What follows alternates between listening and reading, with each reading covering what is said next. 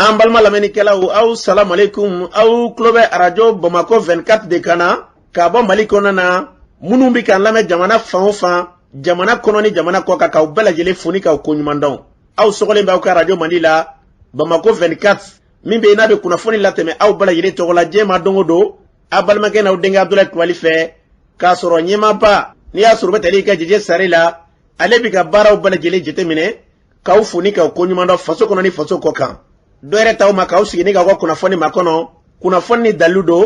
tiɲɛ ni ala ye siran ye kan kunnafoni gɛrɛgɛrɛ anw sigilen filɛ kɛnɛ kan. O de kan ka bɛn bi kunnafoni lasutuma bi alamisa ye n'a bɛnnen bɛ nadarasan kalo 6 na juin kalo don bi o tile 9 ye ka bɛn 2022 san ma farafinkalo min n'i y'a sɔrɔ n'o bɛ wele ko furancɛla kalo an balala k'a fɔ bi o tile 10 ye jate la san kalo 11 na don hijira san 1443 san don de bi kɛ ala ka ɲɛ ka d'an ma. Bakuruba fɔla bi kunnafoni filɛ kawladan ka fanga jamana kuni colonel Assimi Goïta ale kɛlen kɔfɛ n'i y'a sɔrɔ ni ka fanga ta o sangele dafara fasodenw hakilila mun y'o la kunnafoni ye ɲɛfɔli k'o la lakana bilama wulikɛjɔw bɛ senna kolongo marabolo kɔnɔ na a yirala k'a fɔ ko dɔgɔfɔrɔjɛ in kɔnɔ na k'an ka jamana lakanabaaw ye wulikɛjɔ dɔw kɛ ka taa zanangɔrɔ yɔrɔw la kunnafoni ye ɲɛfɔli k'o la ka taa se bi ɲɔnɔ marabolo kɔnɔ kɛrɛnkɛrɛnnenya juma tɛmɛnen na donso minnu bɛ n'i y'a sɔrɔ n'olu ye ka dɔn k'a fɔ betora donsolakaw ye ka taa se bedisikaw ma olu fara ɲɔgɔn ni ka se ka bagan dɔw ka bagan caman ni ka na ni olu ye so jamana lakanabaaw kɛla ka wulikɛjɔ kɛ ka taa bagan ninnu nɔfɛ o ko kɛra cogo jumɛn la kunnafoni ye ɲɛfɔli k'o la furancɛla fanga kunda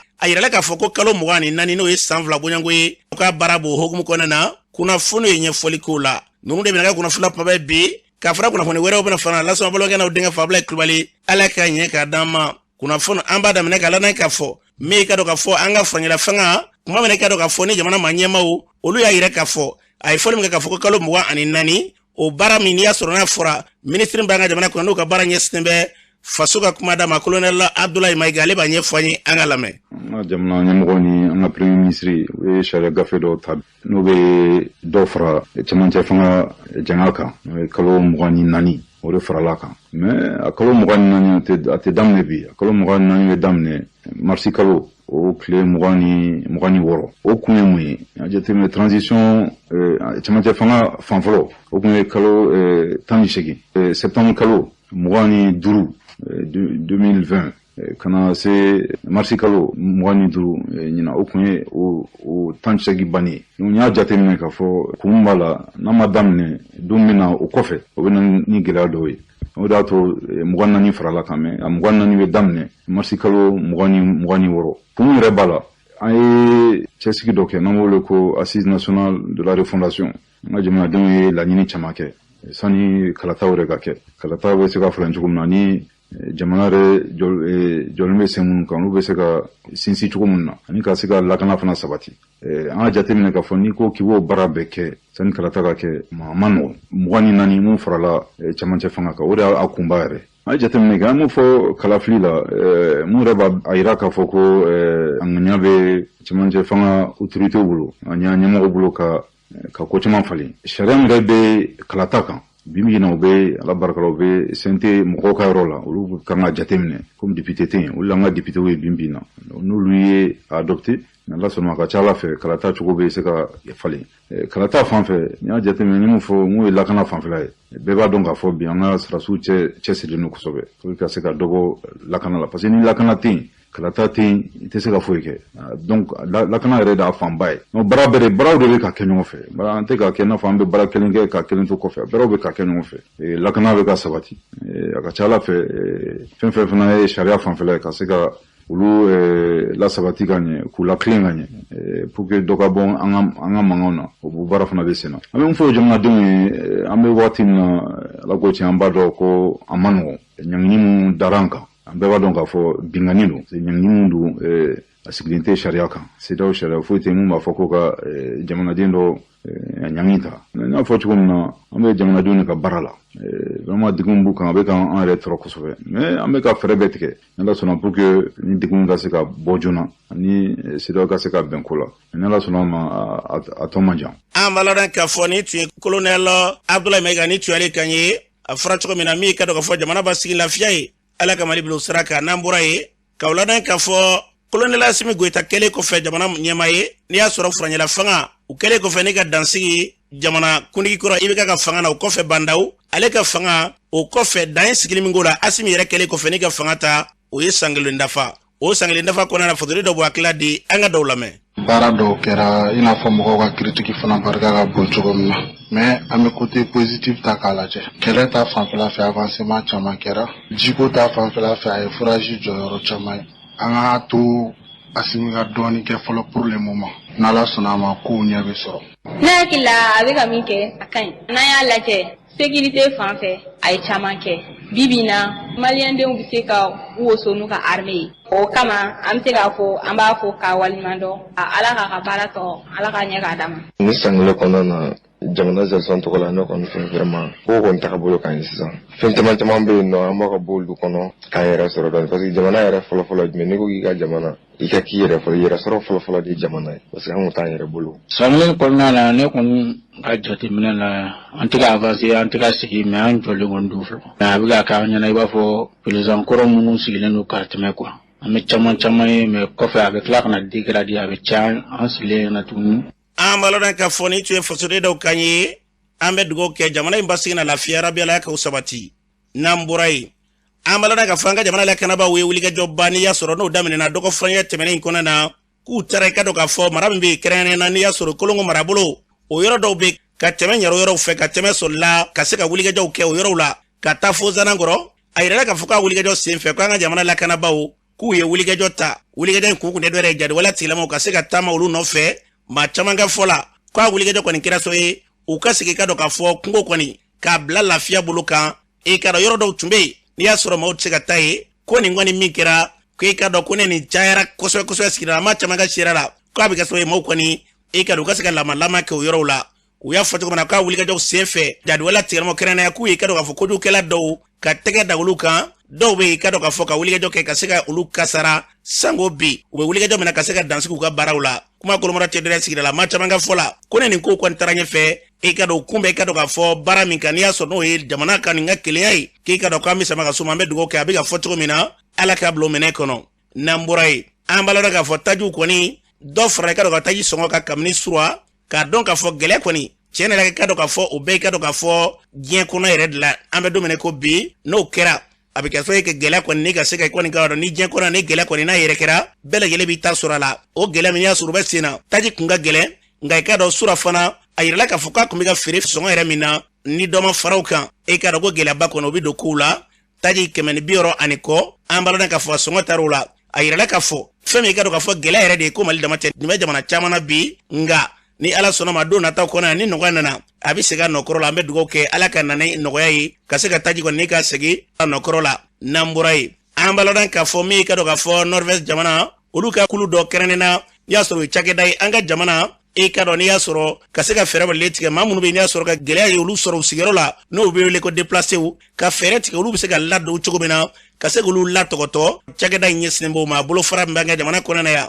olu y'a yira k'a fɔ ko nin min bɛ ka kɛ ko ne jateminɛ ko kunnafoni caman bɛ di nka i ka dɔn k'a fɔ maa cololenw ka koɲɛ kɔnɔna na ko gɛlɛya b'u kan wa u bɛ ka nafolo ɲini de ka se ka dɔn k'a fɔ gɛlɛya yɛrɛ k'o b'u kan n'i ye jateminɛ diɲɛ sɛgɛnni yɛrɛ kɔnɔna na ko Mali bɛ jɔyɔrɔ 6nan de la ɲinɛsan kɔnɔna na maa minnu bɛ n'o ye maa cololenw ye olu ka hukumu kɔnɔna na gɛlɛya min bɛ olu ka daga kɔnɔna na yaasa ka se ka nin piratigɛ di u ye ɲɛfɔli kɛ kunnafonidilaw ye Gawusu Serifu Hayidara ale y'a ko ɲɛmaa ye a ye fɛn min fɔ o filɛ. San o san NRC bɛ rapport dɔ bɔ ni o bɛ kɛ sur les crises négligées donc diɲɛ kɔnɔ crise minnu bɛ yen ni mɔgɔw mako donnen t'a la kosɛbɛ donc ɲinan t'a la an y'a ye Mali bɛ 6e place la donc o de la an ye kunnafonidilaw wele ka n'a ɲɛfɔ comment est-ce que an bɛ se ka ɲɔgɔn dɛmɛ pour que Mali crise a ka se ka ta ba la halisa o ye k'a fɔ n'i ye Mali yɛrɛ ta k'a lajɛ an bɛ don min na i n'a fɔ bi mɔgɔ 370,000 olu de bɛ jate i n'a fɔ personne déplacée o Mali kɔnɔ ani n'i y'a jateminɛ maa 7,000,000 ani buruburu 5 c'est-à-dire 7,5 millions de personnes olu de bɛ i n'a fɔ u bɛ besoin humanitaire kɔnɔ bi Mali kɔnɔ maintenant n'i y'o ta k'a lajɛ an y'a ye fɛnɛ k'a fɔ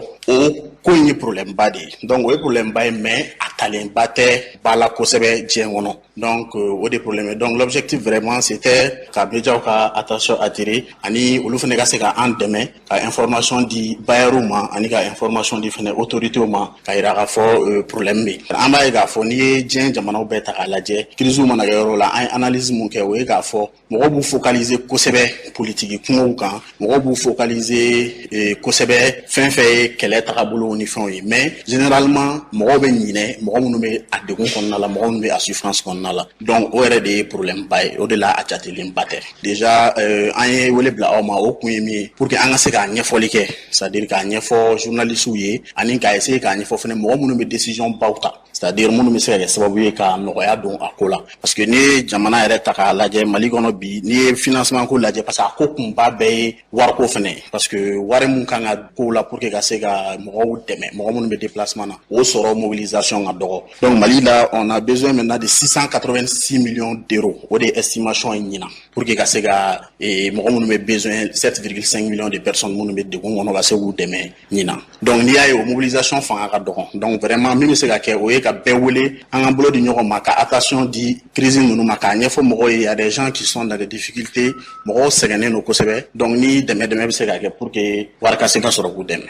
An b'a lɔn k'a fɔ ni tun ye Gawusu Serifu Ayidara ni tun y'ale kan ye u y'a fɔ cogo min na fɛn min da ka d'an ka jamana yarabi Ala k'an ka jamana bila o minɛ kɔnɔna na n'an bɔra ye kɛnɛya yɛrɛ hukumu kɔnɔna na fara ɲɔgɔn kan dɔnniya sɔrɔ kɛnɛya minisiri so o minisiri ka se ka ɲɛfɔli kɛ maaw ye bi baara jumɛn ni baara jumɛn de bɛ yen ko jumɛn de bɛ yen n'o bolo dalen bɛ u b'a la ka taa taasira jumɛn de kan ka se ka ɲɛfɔli k'o la kɛnɛya minisiri so a minisiri y'a sɔrɔ bɛ tali kɛ Jɔminɛtu Sangare la ale b'a ɲɛfɔ an ye an ka lamɛn. Kɛnɛya ani adamadenya taabolo a bɛɛ bɛ adamaden de kan donc mɔgɔ kelen de bɛ furakɛ mɔgɔ kelen de bɛ taa n b'a fɔ sisan i b'a fɔ ko INPS mun bɛ baarakɛlaw ka hakɛ dɔ d'u ma mɔgɔ kelen mun bɛ taa dɔgɔtɔrɔso la o kelen de bɛ taa o yɔrɔ la o mɔgɔ kelen dɔ de fana bɛ taa CNSS la n'o bɛ fonctionnaire militaire ninnu ka o fana ka hakɛ dɔ di u ma baara ta fanfɛla la o mɔgɔ kelen de fana bɛ tila ka taa tuguni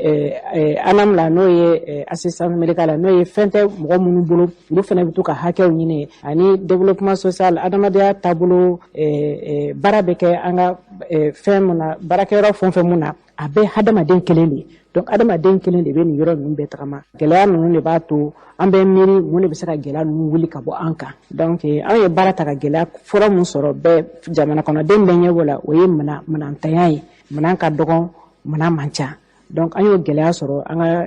kɛnɛya bulonw la o mana bɔ yen furakɛli dɔgɔtɔrɔw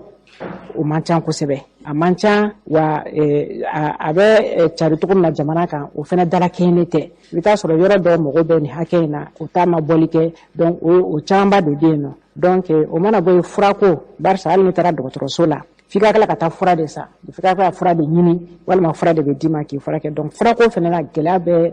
an ka cakɛda mun n'a bɛ fɔ ma ko PPM n'o bɛ faso furako kunna gɛlɛya dɔ bɛ PPM kan an y'o gɛlɛya fana sɔrɔ yen ne yɛrɛ wulila ka taama barisa jamanakuntigi ko ale tɛ fɛ mɔgɔ ka bɔ jamana kɔnɔ ka taa furakɛ jamana kɔ kan k'ale bɛ fɛ bɛɛ de ka furakɛ yan o mana bɔ yen nɔ n ye baarakɛyɔrɔ minnu fɔ sisan furakɛli yɔrɔ minnu fɔ n'olu bɛ sigidaw kɛrɛfɛ la ne ye CSCOM ni CSRF ye olu fana bɛɛ ka se k'i ka baara kɛ ka ɲɛ n'i tɛna ka mun furakɛ e k'i ta kɛ ka ɲɛ yaasa e kana mɔgɔ bila ka taa yɔrɔ wɛrɛ e tɛna ka se ka baara mun kɛ donc jamanakuntigi k'ale bɛ fɛ o de ka kɛ ni banabagatɔ dalen don dɔgɔtɔrɔso la sisan degun bɛ kɛ somɔgɔw kan degun jumɛn de don fo dɔ de ka wuli ka t'i da dɔgɔtɔrɔso la ka yɛlɛma dɔgɔtɔrɔso la i ka banabagatɔ kɛrɛfɛ an bɛ fɛ k'o fana kɛlɛ donc mɔgɔ dɔw de tun bɛ baara dɔw kɛ fɔlɔ minnu bɛ banabagatɔ ko ka banabagatɔ labɛn ka taa fura ni fɛn n'a bɛ fɔ a ma tubabukan na ko aide-soignant o de bɔra an ka système kɔnɔna la donc an bɛ fɛ ka segin ka na ni olu ye tuguni olu ka na baara daminɛ dɔgɔtɔrɔso kɔnɔ tuguni yaasa ka dɔ bɔ dɔgɔtɔrɔso kɛrɛfɛ sibiri la somɔgɔw bɛna yɛlɛmani mun kɛ an bɛ fɛ ka dɔgɔtɔrɔsow dɛmɛ fɛnɛ banabagatɔ ka balo barisa o fɛnɛ degun bɛ somɔgɔw kan f'i ka don o don i bɛna ni daraka ye i bɛna ni tilelafana i bɛna ni surafana ye o passe yɛrɛ y'a dama ye bon o fɛnɛ bɛɛ an ni dɔgɔtɔrɔsow an bɛ ka baara k'o kan donc an bɛ fɛ o daminɛ ni dɔgɔtɔrɔso kelen o b'a kɛ ka ɲɛ k'a yira tɔw la k'a fɔ k'a bɛ se ka kɛ tɔw fɛnɛ bɛ tugu o kɔ donc an bɛ o baara fɛnɛ la. an bɛ dugawu kɛ yarabiya la ɲini fɛn yɛlɛ ka kɛ sɔrɔ fɛ ni tun ye kɛnɛya minisiri kɛrɛnkɛrɛnnenya Jɔminɛtu Sangare ni tun y'ale kɛ o y'a fɔ cogo min na labɛn minnu bɛ sen na fɛn min ɲɛta ye ka ɲɛsin an ka jamana ma Ala k'a bila o minɛ kɔnɔ n'an bɔra ye min ye CEDEAO ka gɛrɛn tɛ seli an ka jamana ma kɛrɛnkɛrɛnnenya n'i y'a sɔrɔ bɛɛ lajɛlen sigilen tun bɛ sibiri tɛmɛnen in na k'a fɔ ko n'Ala sɔnna ma k'a bɛna wuli a ma wuli min kɛ faso de ɲɛmaa bɛ hakili di Siri Kulubali ɲininkali kɛ maa dɔw la an ka dɔw ka sira lamɛn. Salif Kulubali ɲɛla a digira ne la yɛrɛ yɛrɛ parce que gɛlɛya b'anw kan anw ye soudeur de gɛlɛyaba de b'anw kan walayi an ka nɛgɛw da ka gɛlɛn trop parce que frontière datugulen don nɛgɛw bɛ bɔ kɔfɛ ka na tiɲɛ la an ka nɛgɛw ka gɛlɛn walayi nɛgɛ ka gɛlɛn an bolo yɛrɛ yɛrɛ yɛrɛ fɔlɔ nɛgɛ mun an tun bɛ tuyɔrɔ 22 sa 400 mais sisan tuyɔrɔ kɛra fo 700 ye bɛ ɲɔgɔn ye quoi caman de fara l'u kan bon ani clients cɛ tiɲɛ yɛrɛ la difficulté b'an n'u cɛ parce que an mana mun ka dimension ta donc olu bɛ prix kɔrɔlen de fɔ bon n'an y'a fɔ nɛgɛ gɛlɛyara bɔ u t'a faamu quoi. Aminata Sanogo ni gɛlɛya fana ma kɛ nɔgɔya tɛ se ka na an bɛ dugawu de k'a ka wuli kɔlɔlɔ min b'an kan o ye tuluko problème ne tulu gɛlɛyara an mana tulu suma client ye u bɛ kuma caya k'a ka jugu a ka jugu ne bɛ se k'a fɔ ko gɛlɛya de y'o kɛ parce que minɛnw tɛ ka se ka don an bɛ dugawu de kɛ ala ka amariko ɲuman wuli. Demba Kulibali bon ne ka hakilila tɛ dɔwɛrɛ amariko ko la amariko n'a ma se ka wuli don an kɔrɔ n'an ka hɛrɛ kun t'o la kana wuli mais n'an ka hɛrɛ de bɛ an ka taa san 10 k'an to transition kɔnɔna na an ka taa dɔrɔn a banna an ka ɲɛmɔgɔw b'a dɔn min bɛ ten an ka hɛrɛ k'a ka ko ye dɔrɔn c'est tout an b'u kɔ fɔ min an b'a ka dingɛba da Mali ye anw de ta ye CEDEAO ta tɛ Faransi tɛ n'an ko min man d'an ye an tɛ sɔn a ma ni mun ka di a bɛ k'an da de diyagoya gɛlɛya foyi tɛ sɔrɔ Tigako la an tɛ an ka sɔrɔdasiw o bɛ yen u bɛ se ka jɔ an ka sɛnɛkɛlaw bɛ sɛnɛ kɛ foyi tɛ bɔ a la tant que u bɛ baara la ka ban an jigi b'u kan c'est tout an yɛrɛ bɛ sɔrɔ an yɛrɛ tɛ sɔrɔ cogo di an yɛrɛ tɛ bɔ CEDEAO jamana ninnu kan an yɛrɛ tɛ bɔ CEDEAO jamana tɛ bɔ Faransi fɛ yen an yɛrɛ bɛ se ka bɔ yɔrɔ o yɔrɔ ka na an ka faamaw bɛ se ka na ka di an ka sɛnɛkɛlaw ma ka sɛnɛ kɛ o bɛ se ka kɛ ka taa n'a ye dɔrɔn sɔrɔdasi ninnu an b'u kɔ dɛ Asimi ko an b'a la dɛ. Ne ye Gawusu Jara ye Mali gɛlɛya in tɛ amariko nɔ ye parce que n'i y'a jateminɛ gɛlɛya in yɛrɛ baara taa cogo dɔrɔn de bon sinon amariko nana gɛlɛya sɔrɔ yan vraiment a kɔni ye dɔɔnin fara kan mais a fanba ye jamana yɛrɛ gérer cogo ye ni fɛn gérer cogo man ɲɛ bon a bɛ gɛlɛya o ye ɲɛmaa ko ye ɲɛmaa de bɛ fɛn bɛɛ ɲɛ hali du kɔnɔ ɲɛmaa ma ye du tɛ ɲɛ jamana fana bɛ ten. Adamu Kulubali ne kɔni hakilina ye mun ye n'u sera ka amariko in wuli a bɛ sɔn ka diya n ye dɛ a zelenba de don anw fantanw kan malow da gɛlɛyara kabini ala ka ne yɛrɛ da ne ma deli ka kaba ye 90 na ɲinan kaba kɛra 90 ye saɲɔ kɛra ye tiɲɛ yɛrɛ la n'u kɔni sera k'a lajɛ amariko in ka bɔ an da la a bɛ sɔn ka diya n ye dɛ a donnen don an ka fɛn bɛɛ de la zelen don an kan kojugu hali sɛnɛkɛlaw bɛ kule la sisan nɔ ko sanɛ bɛ ka kɛ nɔgɔ ninnu bɛɛ gɛlɛyalen don. Umar Dumbuya tiɲɛ la n bɛ transition kɔ n'i y'a ye u ma bɛn a la c'est que a ma kɛ transition hakilina tɛ n'a kɛ ma transition hakilina ye u tun bɛ bɛn a la donc toujours ne ka hakilina kɔni ye bɛɛ ka tugu transition kɔ mɔgɔ si kana farafarali man ɲi an ka kɛ ɲɔgɔn fɛ o de b'an lafiya n'an m'a kɛ ten ni dɔ y'i jɛgɛjɛgɛ minnu bɛ CEDEAO fɛnw ni fɛn na a kuma ninnu bɛɛ tɛ se ka ɲɛfɔ dɛ mais u ka sabali quoi vraiment ne kɔni b'a ɲini jamana kɔnɔ minnu man ɲi u ka ɲɛ u ka sabali u ka yɛlɛma an ka taa voie kelen kan pour que jamana bɛ se ka lafiya quoi parce que an bɛ jamana ko de la mɔgɔ ko tɛw ni mɔgɔ ko don bɛɛ bɛ se k'i ta ɲini quoi mais an t'o wagati la an y'o wagati bila maintenant an bɛ jamana yɛrɛ de avancer kɔ pour que bɛɛ yɛrɛ bɛ se ka lafiya cogo min fantan fara faama kan. An bɛ dugawu kɛ a fɔra cogo min na an ka mɔgɔ ko bila k'a kɛ jamana ko ye jamana ko bɛ ɲini kana dɔgɔya a fanba bɛɛ bɛ yen min bɛ n'i y'a sɔrɔ n'o ye maa ko yɛrɛ de ye nka fɛn bɛ n'an bɛ se k'o fɔ jamana in basigi na lafiya yarabi ala la k'o sabati n'an bɔra ye nin hokumu kelen kɔnɔna na faso de dɔ bɔ a tila de gɛrɛntɛ in nka hali bi an ka dɔwɛrɛw lamɛn. N'i y'a ye CEDEAO ma ani UEMOA ma u ka sanction in wuli ka bɔ Mali kan ne kɔni a ma bali ne la a ma bali n na ka sababu kɛ mun ye Mali ni CEDEAO ta a ɲɛ dɔnnen don an y'a fɔ an tɛ sɛgɛn a fɔli la CEDEAO ani CEDEAO jamana ɲɛmɔgɔ dɔw t'u yɛrɛ bolo u bɛ mɔgɔ wɛrɛ ka ci la o mɔgɔ wɛrɛ ka baara la donc a kuma ɲɔgɔnya a ma nɔgɔ maintenant Maliyɛnw kan ka mun faamuya ko in bɛɛ kɔnɔ an ye min fɔ o kelen de don. Ni ye sanction in wulitɔla ye u bɛ bɛnkan dɔ de ɲini dibi la mun tɛ se ka fɔ mɔgɔw ye ni bɛn kɛra o kɔni kan sanction bɛ wuli mais population kɔni tɛna bɔ o bɛnkan in kalama mun ye bɛnkan principal ye n'o ye chronogramme ye bɛn kɛra o kan maintenant Mali faamaw y'o don Fort Yasini bɛ bolo ka taa donc chef d'État yɛrɛ kun jɛnna n'o ye à la limite mais dernière minute la n'i y'a ye bɛn yɛrɛ ma se ka kɛ du tout ça veut dire que dugu ma condition dɔ tun bɛ dogo la yen nɔ donc bɛn ma se ka k'o de kan donc o ni chronogramme tɛ ɲɔgɔn fan fɛ du tout donc an ka faamaw kɔni an ka foli b'u ɲɛ an ka tanuni b'u ɲɛ u jɔlen bɛ jɔyɔrɔ min na jamana in ɲɛ vraiment ala k'a ɲɛ u bolo ala k'u sago d'u ma an yɛrɛ ka hɛrɛ bɛ mun na ala k'u bila o ɲinini sira kan. A ma kɛ nimisiwasaba ye an ka jamanadenw fan fɛ parce que jamanaden fanba kun sigilen don n'a ye k'a fɔ gɛrɛntɛ min sigilen don an ka jamana kunna o bɛna wuli nin dɔn kɔfɔlen na nka o ma se ka kɛ mais néanmoins an kɔni bɛ se ka hali bi espoir garder k'a fɔ don nataw la juillet kalo tile 3 n'o ye kalo kura ye k'a fɔ an ka jamana ɲɛmaaw ni CEDEAO yɛrɛ jamana ɲɛmaaw bɛna ɲɔgɔn faamu walasa nin gɛrɛntɛ min b'an ka jamana kunna ka se k'a wuli. N'i ye an ka ministre min ka baara ɲɛsilen don an ka jamana ni jamana wɛrɛw cɛ sira ta Mali ma n'o ye Abdoulaye Diop ye ale ni CEDEAO yɛrɛ jamana faralen ɲɔgɔn kan u ka commission ɲɛmɔgɔ min bɛ ka bɔ nin waati in na n'o ye Jean-Claude Kissiburu ye i y'u ka kumakanw lamɛn u man jan ɲɔgɔn na kosɛbɛ donc o b'a jira k'a fɔ hali bi an bɛ se ka espoir garder k'a fɔ le 3 juillet k'a fɔ embargo ni a bɛ se ka wuli ka bɔ an ka jamana kan. Ne bolo an ka autorités u ka hali bi a lajɛ parce que maliyɛnw sɛgɛnna nin y'an kalo 5 de an bɛ sanction kan frontière datugulen don commerçants sɛgɛnnen don c'est très compliqué donc k'a fɔ ko an bɛna kalo kura wɛrɛ kɛ pour que ka se ka taa Côte d'Ivoire maliyɛn fɛn fɛn ko a bɛ commerce de kɛ parce que an maliyɛnw bɛ vini commerce de bon bibi na n'i ko k'i bɛ taa Côte d'Ivoire i bɛ wari yɛrɛ min don billet d'avion na i bɛ wari yɛrɛ min bɔ fɔlɔ i ka conteneurs bloqués bɛ i bɛ wari yɛrɛ min bɔ o kunkɔrɔ o ka giri i bɛna tɔnɔ yɛrɛ min sɔrɔ n'i ko k'i bɛ n'i ka marchandise feere dugu kɔnɔna na donc u k'a jate minɛ k'a dɔn ko vraiment ko population bɛ ka sɛgɛn. An balona k'a fɔ ni tun ye maa dɔw kan ye an bɛ fɛn min fɔ yarabi la an ka jamana ala k'a bila basigi a minɛ kɔnɔna na jamana in ni ka kolosuma n'an bɔra ye me ka dɔ k'a fɔ cakɛda kɛrɛnkɛrɛnlen dɔ bɛ n'i y'a sɔrɔ ni olu bilala ka jateminɛ baaraw sigi sen kan o jateminɛ kɔnɔna na yirala k'a fɔ ko buguninkaw fɛ yen ko jama yira yɔrɔ dɔ la o min bɛ n'i y'a sɔrɔ n'o ko yira yalima o ko in yɛrɛ kɛra cogo jumɛn de la kulu minnu bɛ n'i y'a sɔrɔ olu fara ɲɔgɔn ni ka se k'a ko yɛrɛ ɲɛɲini o maa dɔ b'u ka sira di an k'u lamɛn. An kun ye autorisation dɔ de di société ma pour que a ka baara kɛ ka jama ɲini donc autorisation an b'a fɔ a ma autorisation d'exploration ale délai ye kalo 3 de donc o kalo 3 kɔnɔ an nalen an ɲɛ b'a la o kalo 3 kɔnɔ u sera ka baara kɛ f'u ye jama fitinin dɔw sɔrɔ donc an bɛ yan o de kɔnɔ bi u nana u y'a yira na u ka baara bɛ ka min kɛ donc an service technique n'o y'anw ye an bɛ ka cogo bɛɛ kɛ pour que k'u accompagner ka permis d'exploitation ɲini ka d'u ma baara ka bɔ nin cogoya la a ka kɛ baara belebele ye pour que don nata la an ka jama caman sɔrɔ. An tun bɛ ɲini ni waati de la ala y'a kɛ dugukolo in kɔnɔna na an kɔni ɲini kɔnɔna na ala y'an gatigɛ a la an ye jama sɔrɔ k'a yira k'a fɔ jama bɛ mais an bolo yɛrɛ de y'a ta k'a fɔ jama filɛ nin ye ala kɔni y'o nɔgɔya an ye an mako bɛ quantité min kɔni na n'a bɛ se ka Mali yira Mali la k'a fɔ jama bɛ o kani bɛ yan. Jama bɛ deli ka bɔ de a bɛ tɔmɔ mais ni bɛna kɛ ka kɛ mini mun bɛ kɛ jama bɔ o de bɛna kɛ nin fɔlɔ ye mais fɛn fɛn bɛ yen ni gouvernement bɛ se k'a kɛ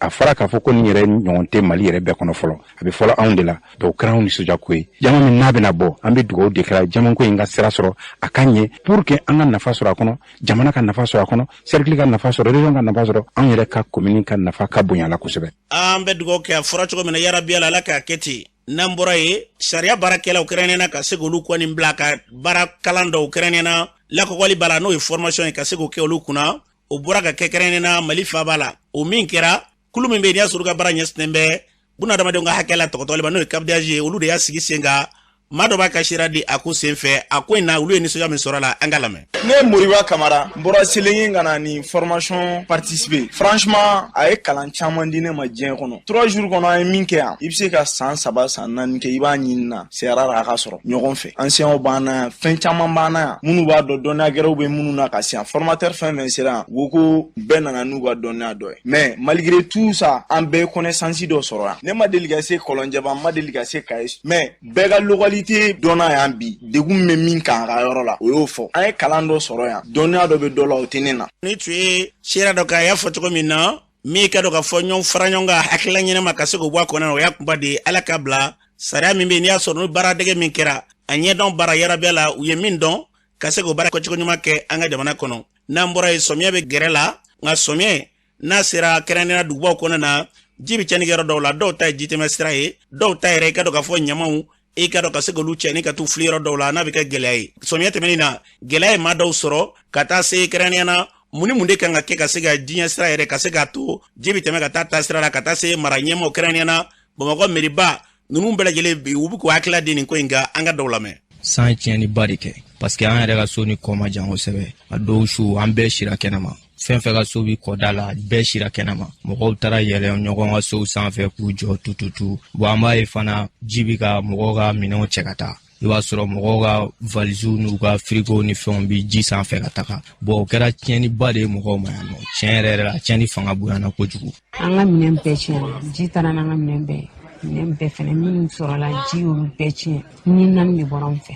Bon sababu min b'a to samiya bɛ tiɲɛni kɛ o ye ji tɛmɛsirako ye fonzew tel que fonzebaw ka se tɛmɛsira ka di ji ma bon o ye kelen ye mɔgɔw sigilen don jida la parce que ne mɔgɔ sira ji tɛmɛsira la a ka ca ala fɛ ji ta ka sira bila dɛ. Yɔrɔ bɛɛ bɛ fa ɲama na ni san nana u bɛ yɔrɔ bɛɛ fa ɲama na gitɔrɔn bɛɛ bɛ fa ɲama na o yɛrɛ de ka bon n'a bɛɛ ye bi jamana in kɔnɔ wuluwulujiw bɛ na ɲama na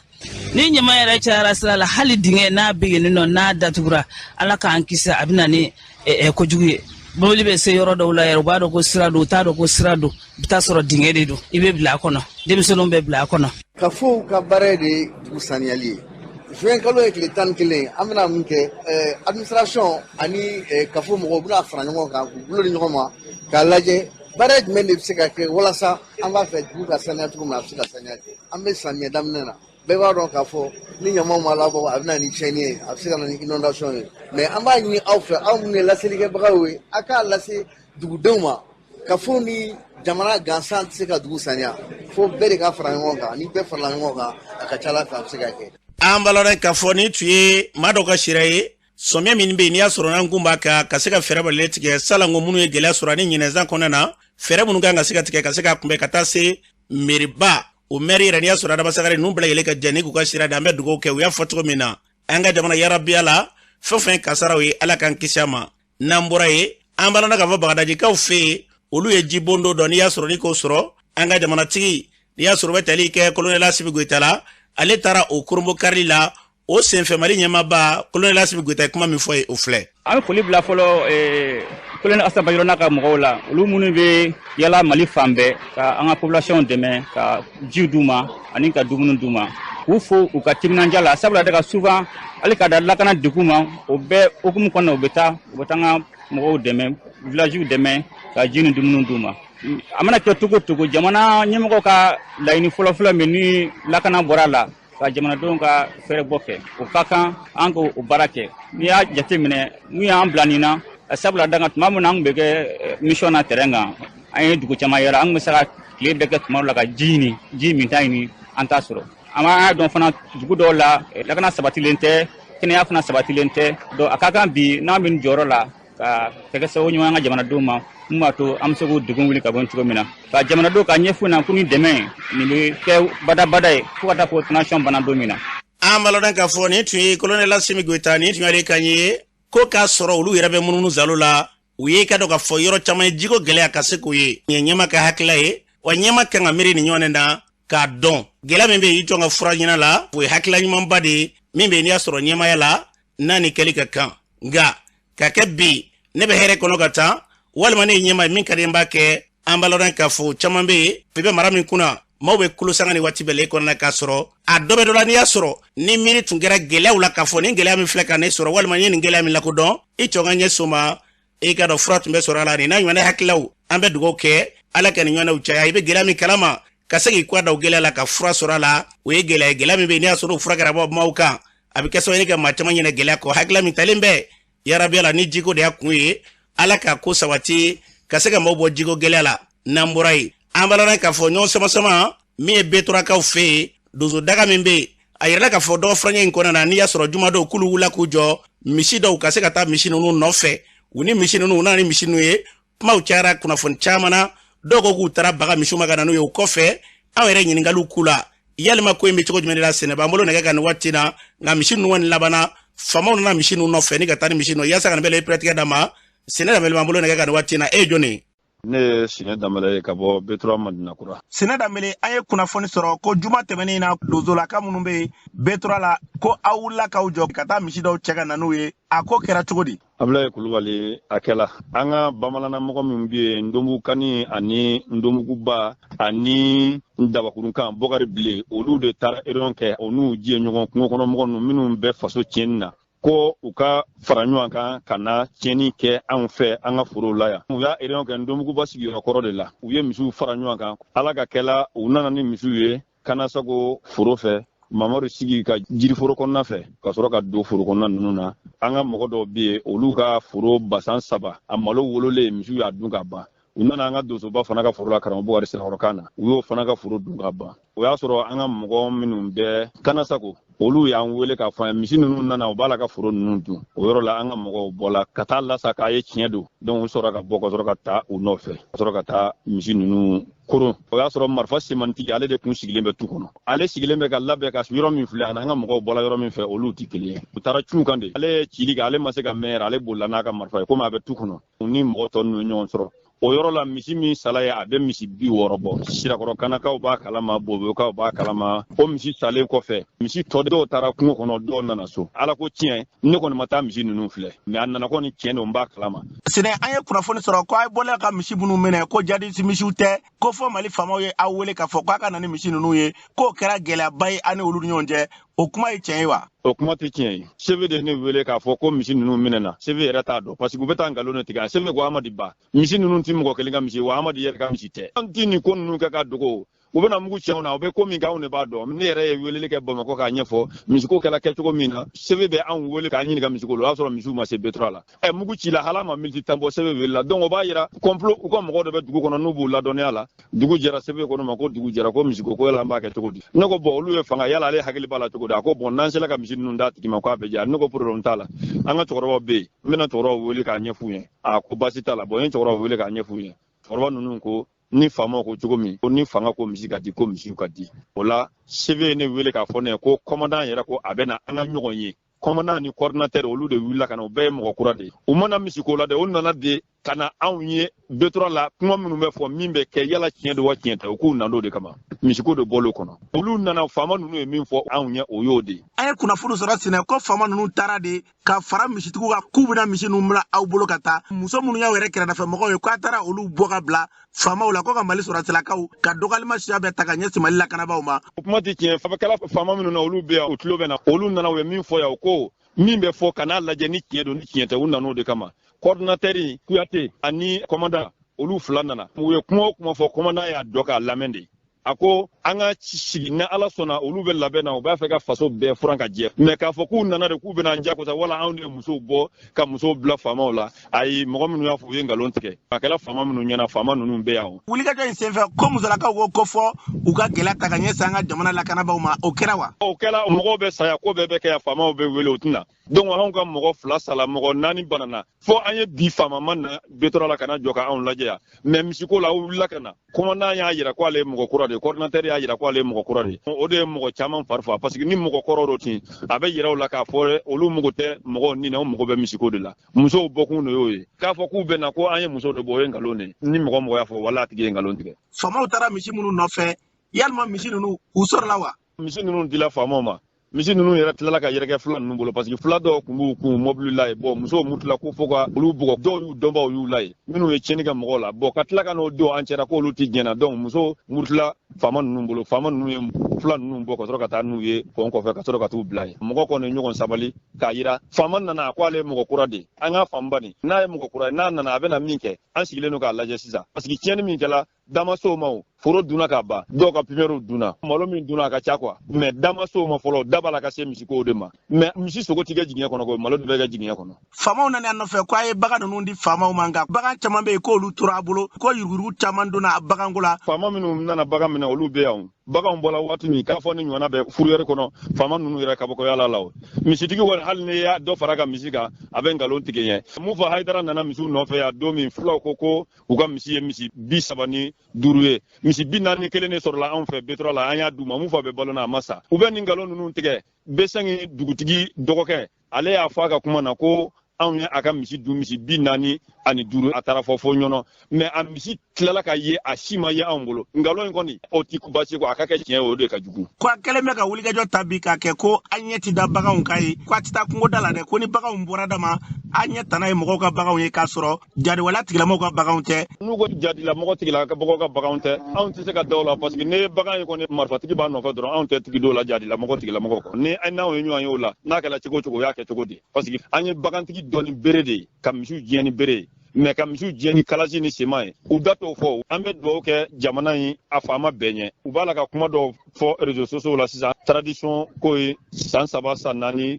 san 5 bon anw fɛ san yɛrɛ kana fɔ yɛrɛ tradition tigiw ka tɛmɛ n'u ka baara ye fo ala ka mali suma ni mali sumana waati min bɛɛ bɛ ne ka baara ta takɔrɔ la anw tɛ politiki ma juguya la an tɛ politiki ma contre la an b'a fɔ politiki man ɲi an b'a dɔn jamana diɲɛ tɛ se ka taa politiki kɔ mais u k'a to jamana ka suma minnu bɛ duguba kɔnɔ u ka gɛlɛya k'u dɔɔni anw minnu bɛ burusi kɔnɔ yan anw mɛnna gɛlɛya la dɛ n'u k'u tɛ gɛlɛya k'u u bɛ u yɛrɛ ka hɛrɛ dɔrɔn fɛ mɔgɔ bɛ kɔlɔn don dɔ minɛko kama an bɛ dugawu kɛ sɔrɔdasiw ɲɛ ka to ka nkalon da sɔrɔdasiw u b'a la ka civil fɔ u b'a la ka nin fɔ an t'a fɛ ka kuma mɛn o ye siya wolomaw de donso joli fala mɔgɔ ma kuma sɔrɔsi joli fala mɔgɔ ma kuma mɔgɔ ti kuma sɔrɔsiw fala mɔgɔ ti kuma donso fala olu ti mɔgɔ ye o sɔrɔsi joli fala agɔlɔku sɔrɔsi joli fala jabali sɔrɔsi joli fala kɔna sɔrɔsi joli fala segumara na donc kuma ti so si ma donso joli fala bayangara kana bila ɲɔnɔ mara la ya donso joli fala yen kuma ti fosi la mais ni olu ka mɔgɔ kelen fala ka to ka bɔ ka sɔrɔsiw dɔgɔya ka kuma kolokolon fɔ u k'a dabila sɛnɛ daminɛ tuyale kan ye an bɛ dugawu kɛ an ka jamana basigi lafiya ala ka mali ni ka sabati n'an bɔra ye min ye ka dɔ ka fɔ kulu dɔ n'i y'a sɔrɔ olu fara ɲɔgɔn kan yusufu gerebu kuluba n'i y'a sɔrɔ o ye zigiridala ye ka fara ɲɔgɔn kɛ k'a yira k'a fɔ u bɛ taa sirifila ka taa dugawu ɲini baara dɔw ni ka t'olu sigi sen kan min bɛ n'i y'a sɔrɔ kɛra dɔgɔfɛn ye tɛmɛnen in na o kɛnɛ kan ka taa sirifila du kɔnɛ na ka taa bɛn ni anniversaire n'i y'a sɔrɔ o ye san yɛlɛma ye Sir Usman Madana Aidara den dɔ i ka dɔn olu ka san yɛlɛma baaraw ye a kɛnɛ kan a deba tun ye layi ɲanya kɛta bolo Yusufu Gerebu yɛrɛ a kɛnɛ kan a ye kuma min fɔ Sidi Kulubali o filɛ an nana kun min kosɔn bon ne ye wele bila an ka fans club jama ma fans club ko an bɛ fɛ ka na dugawu ta la Haidara fɛ mais an nana bɛn Badara fana ka anniversaire de ma misiri kɔnɔ an na ko kun ye dugawu ta de ye bon ala y'a kɛ sotaramaw caman nana a bɛ sotarama 9 bɔ u sera ka don kɛnɛ in kɔnɔ école min nana a bɛ école 100 ani kɔ bɔ defu ni bagi ni examen na ka fara ne yɛrɛ teri ye ni baarakɛɲɔgɔnw kan a kɛra wasaba ye an na kun ye dugawu ta de ye an bɛ waati min na sisan bɛɛ b'a dɔn gɛlɛya bɛ jamana kɔnɔ tɔɔrɔ bɛ jamana kɔnɔ dugu bɛ jamana kɔnɔ sirifu ninnu ka dugawu de bɛ se ka a nɔgɔya o de kama an fana nana bonya di Haidara ma ka dugawu ta Haidara fɛ ala bɛ se ka nɔgɔya di anw ma ani silamɛden bɛɛ ani jamana yɛrɛ ma cogo min na Laji Keyita an b'a fo ka barika da ni y'an da la k'a fɔ ko dɔnnibaga yɛrɛ de don n'i bɛ dɔnnibaga ɲini ni n'a jɛra a bɛ jɛ ko dɔ de ma ni y'a dɔnnibaga ɲɔgɔnw ka kɛnɛ dɔ de ye a tilara k'a dɔn ko maa ka fisa maa ye na ala y'olu kɛ sirifuw ye ale ye dɔnnibaga ye o dɔnnibaga ɲɔgɔn don mais ala y'u kɛ sirifuw ye ale kan k'o bonya Laji Keyita kan ka fo la a ye min kɛ pour que jama min tun bɛ yan maa 200 ni kɔ a bɛ taa o la a ye dugawu min kɛ a ko Yusu na kana siran foyi ɲɛ n'ala sɔnna i bɛ fɛ a kɛ ka wasa ye cogo min na i bɛ fɛ a kɛ kunkɔrɔta ye cogo min na n'ala sɔnna a bɛ k'a ye n y'a ye dɔnni kɔnɔ depuis a ma kɛ fɔlɔ a y'a fɔ n ye n ko jɔrɔ la dɛ mais alhamdulillah a yɛrɛ nana bi mɔgɔw bɔra diɲɛ fan bɛɛ misiri fala de k'a kɛ kunnawoloba ye sirifukɛ yɛrɛ a nisɔndiyara kojugu bon alhamdulillah sirifuw nisɔndiyalen o ye dugu jaabi de ye Laji Keyita dan t'a la a sɔnna ka don garibuw ka jigiya in kɔrɔ a sɔnna ka don yatimɛdenw ka jigiya in kɔrɔ a sɔnna ka don Haidara ka jigiya in kɔrɔ n'ala sɔnna don n'a nataw la an bɛ nana ye fɔ misiri kelen in kɔnɔ ka na présenter Haidara la k'a yira la nin de y'an dɛmɛbaga ye pour que an bɛ se ka sirifuw ka baara kɛ ala kama baara de ye nin ye Laji Keyita an bɛ nin fɔ a man d'a ye dɛ mais waleɲuman dɔn de ye nin ye quoi ala ko ni mɔgɔ ɲuman k'i dɔn k'i ka waleɲuman dɔn o de b'an bila nin kɛli la yarabi ala k'a sara an balada k'a fɔ Yusufu Gerebu ni tun y'ale kan ye o sen fɛ Badara ale min bɛ yen n'i y'a sɔrɔ n'ale yɛrɛ ka anniversaire de tun bɛ ka kɛ o kɛnɛ kan Iba tun bɛ ale nɔ la a ye kuma min fɔ ye o filɛ vraiment nisɔndiyalen don anniversaire sigira mɔgɔ min ye n'o ye an karamɔgɔ ani an ka seko ye Badara Ali Haidara ala k'a bonya n'a k'a kɔrɔta ala k'an yɛrɛ nafa n'a barika ye fɛnba de don ka d'a kan a nali a kɛra an ma hɛrɛ de ye fɛnɛ o sɔrɔla ka cɛkɔrɔba la n'o ye Seydi Sherif Usman Madani Haidara ka fara kɔrɔkɛ kan Sherif Ahmed Tidiane Haidara olu y'u sen da yɔrɔ min na an y'a yɛrɛ ye a yɛrɛ ye i sen da o sen da n'o de la olu la ninnu farala ɲɔgɔn kan ka na ni anniversaire kɛ a tɔgɔ la n'a fɔ u b'a kɛ karamɔgɔ den bɛɛ ye cogo min na vraiment an nisɔndiyalen don dan tɛ nisɔndiya min na fɛnɛ mun y'an nisɔndiya ka tɛmɛ nin bɛɛ kan burusi faga gansan tɛ c'est à dire que ko wɛrɛ b'a kɔnɔ min ka bon ni burusi faga ye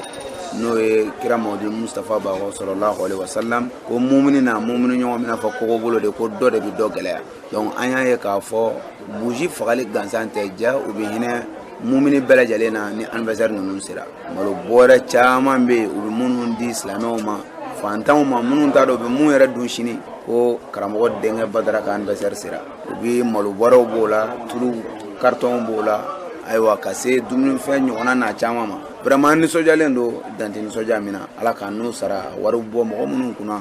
ala ka barika don a n'u la an balada ka fɔ ni tun ye Iba kan ye nka i ka dɔn ka fɔ anniversaire n'o ye san yɛlɛma ye o tun ye Badara de ta ye a kɛra gintanba ye an bɛ dugawu kɛ ala ka san caman yira an kelen na bɛɛ lajɛlen la n'an bɔra ye an bɛ taa jamana kɔ kan Mamadu Samakɛ mun b'e bolo an karamɔgɔ y'a fɔ cogo min na an bɛ taa jamana kɔ kan an b'a ladɔnna k'a fɔ an bɛ taa Suisse-kaw fɛ yen min ye Fédération Internationale de Football ye ale maɲamakɔrɔ Michel Platini fo ka taa se Sepp Blatter ma ko olu kɔni tun bɛ kiiritigɛlaw ɲɛkɔrɔ dɔ fana in kɔnɔna la a yɛrɛ k'a fɔ ko kabini san 2015 ko sɛgɛsɛgɛli dɔw tun nɔfɛ ko a yɛrɛ k'a fɔ ko min ye yuyu dɔ fo ka taa se taasira dɔw ma ko tun bɛ nin ɲɛmaso in kɔnɔna la ko wulikajɔ bɛ senna nin waati na walasa ka se ka ka sɛgɛsɛgɛli tɔ ka boloda ka ɲɛ n'an bɔra an bɛna alimankaw fɛ an b'a dɔn k'a fɔ bolomafɛtigi dɔ ale kɔni y'a to boli la n'o ye mobilitigi ni ka sira fara ka se ka maa kelen ka u bɔnna na ka maa 8 ɲɔgɔn na ka olu kɔni sabakɔrɔ jogi n'an bɔra an bɛ taa Thailandkaw fɛ an b'a dɔn k'a fɔ lakanabaa dɔ n'an b'a wele ko officier de police ko ale kɔni datugura n'o ye si kaso ye n'an b'a fɔ condamné à mort ko k'a sababu kɛ